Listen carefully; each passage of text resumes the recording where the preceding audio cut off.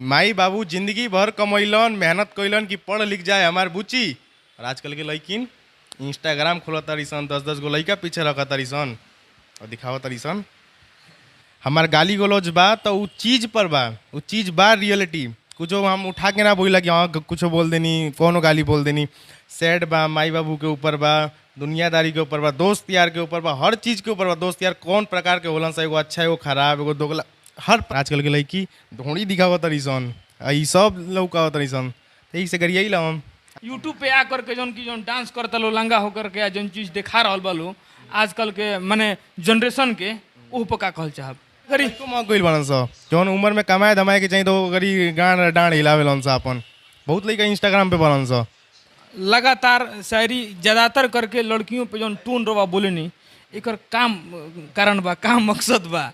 हमार यूट्यूब एगो out channel चालू होता है, उन पे रोस्टिंग करम और रोस्टिंग में ऐसा ऐसा बोलम ना कि तू लोग छोड़िए दे बुझा। कहीं ना कहीं देखी केहू गाना गौल सो से मतलब नहीं कि गाना वायरल भइल हमनी से भइल वायरल। नमस्कार, रावा देखतानी शताक्षी न्यूज और अभी हम मौजूद बनी आरा में और हमरा साथ दू गो शख्स ऐसन मौजूद बड़े जे कि भोजपुरी के एगो अलग इतिहास रचले बनी। पहिलका बार हम सरारा राजपूत जी के बात करम जे कि भोजपुरी में अगर केहू शायरी बोलल तो सर्वप्रथम इहे के शायरी से स्टार्ट करनी और यहाँ के कॉपी करके बहुत सारा लोग भोजपुरी में आजकल अश्लील अश्लील शायरी बोलता है। और दूसरा आदमी गोलू तूफान जी हमारे साथ मौजूद बनी, छोट भाई जो कि अपना गायकी के माध्यम से भोजपुरी के जितना भी दर्शक बड़े उनकर के मंत्र मोहित कर दे बेले। सबसे पहले हमारे न्यूज में स्वागत हो भैया। बहुत बहुत सब कोई के प्रणाम, लोगों के प्रणाम। जे जे चैनल के देखा शताक्षी न्यूज़ के सब कोई सब्सक्राइब करी जा, खूब ही चैनल के प्यार दी जा। सबसे पहले न्यूज में हमारा स्वागत बा। रौरो के स्वागत बा। शताक्षी न्यूज जरूरत एकदम गर्दा कइले रहत नहीं सही बनल रहे। हम जानल ली हम कि भोजपुरी में शायरी के माध्यम से अगर केहू स्टार्ट करें इंस्टाग्राम पे होके या यूट्यूब पे होके सर्वप्रथम रवा स्टार्ट करे और कॉपी बहुत सारा लोग करें। गलत बात बा। हम बानी दूसरा नंबर पे, हमारे वो बड़ भाई बाने अंकित अग्रवाल। ना जहाँ तक हमरा इस चीज़ के मालूम बा, अश्लीलता मैं तनी सुन हम अश्लील बोलत रही, लेकिन जौन शुद्ध होत रहे ना शायरी तो वो बोलत रहा अंकित अग्रवाल भाई बाने। तो राउर जौन शायरी जब से रवा स्टार्ट करनी भोजपुरी में बहुत सारा लोग शायरी बोले लगल।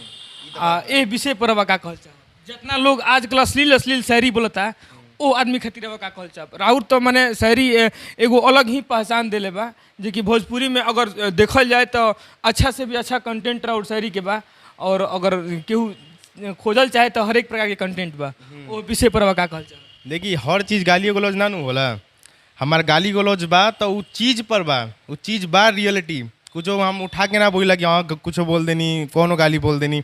सैड बा, माई बाबू के ऊपर बा, दुनियादारी के ऊपर बा, दोस्त यार के ऊपर बा, हर चीज़ के ऊपर बा। दोस्त यार कौन प्रकार के होलन सा, एगो अच्छा एगो खराब एगो दोगला, हर प्रकार के शायरी मिली, हर एक प्रकार के दोस्त होले। सबसे पहले चाहम कि एगो दोस्त खातिर शायरी बोल दी। एगो दोस्त खातिर शायरी बोलले रही। रंजीत सिंह लिख दिलन पूरा गाना।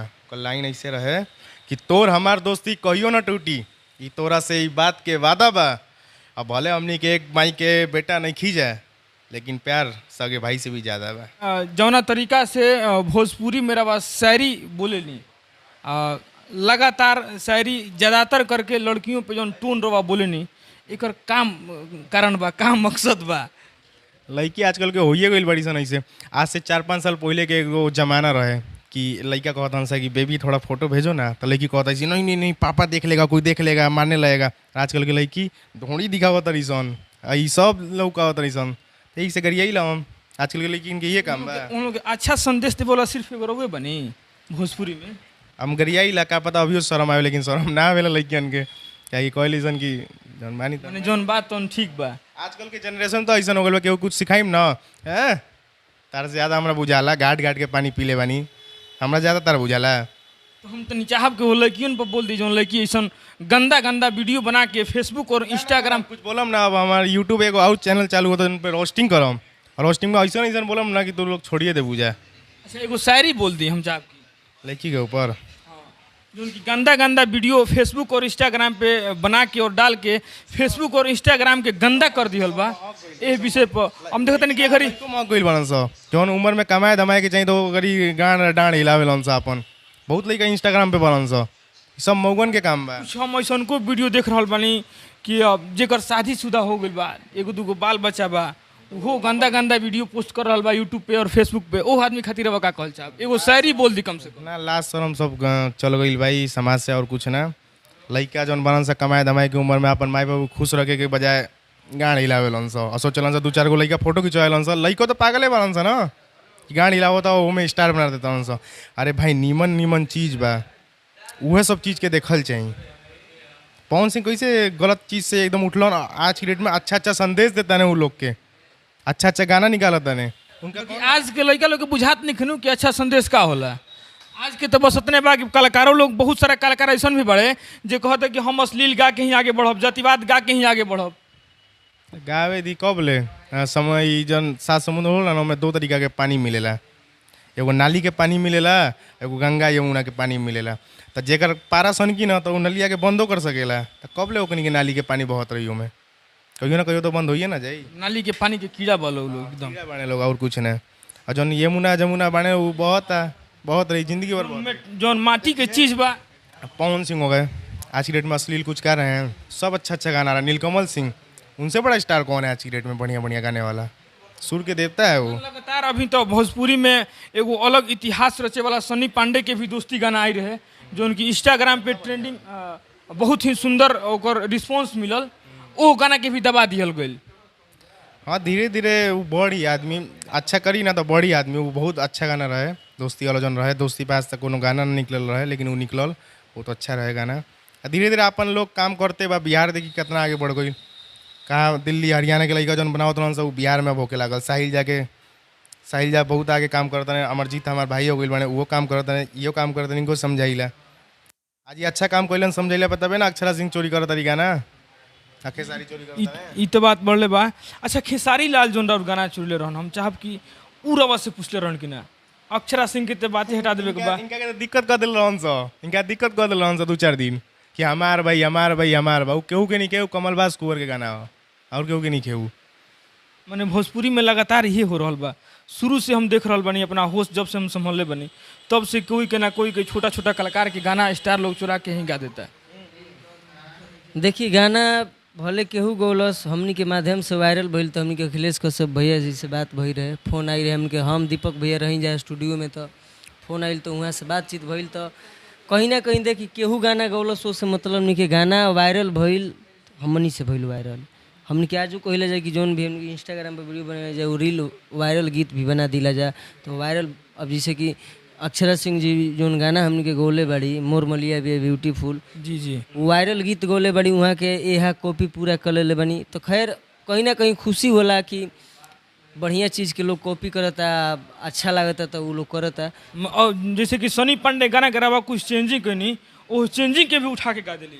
हाँ वहाँ के गा दिली। अब वहाँ के लोग खुद जवाब दे देवेला, पब्लिक जोन बा सब देखेला जानेला। हम चाहब कि जोन दिल में जोन दर्द छुपैले बनी नु, उ दर्द के बाहर निकाल दी पब्लिक के सामने, ताकि पब्लिक के नजर आ जाए। भैया गलती देखिए हम ये कहम कि अक्षरा सिंह जी कंटिन्यू एगो ना दूगो गाना गौली, तो कहीं ना कहीं वहाँ के एगो लेवल लागल बा, तो तरीका से उनका काम करे के चाहिए।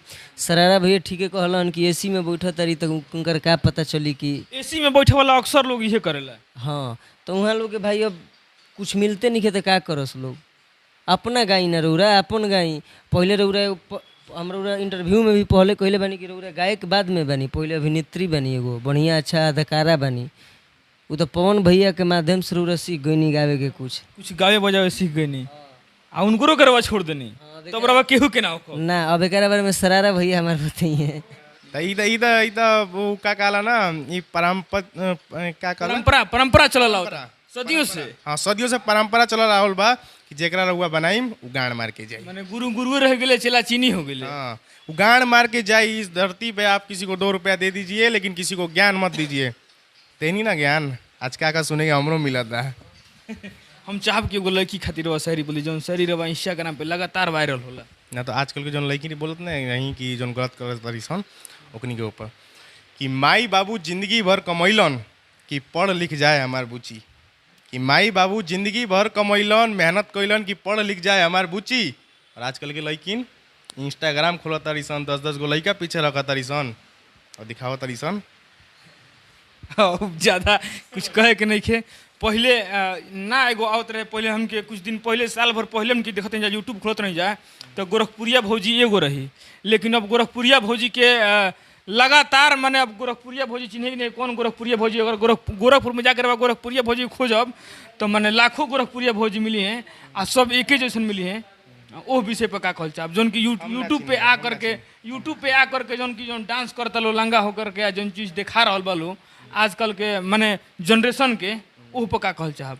हम ना सुनी भैया, हम 3 गो आदमी खाली गाने सुनेला, 3 गो चाहे 4 गो। ना गाना ना, बस हम केहू से मतलब ही नहीं के भोजपुरी में, केहू से मतलब नहीं के। पवन सिंह नीलकमल हो गइलन, एगो अंकुश राजा हो गइलन, एगो टुनटुन यादव हो गइलन। माने जे माटी के चीज गावेला ओकरे से रवा पसंद, ओकरे रवा पसंदीदा बनी। तो रवा देखा तनी शताक्षी न्यूज और हम मौजूद रहनी है आरा में, और मिलत तनी कोई और वीडियो के साथ, तब तक के लिए धन्यवाद।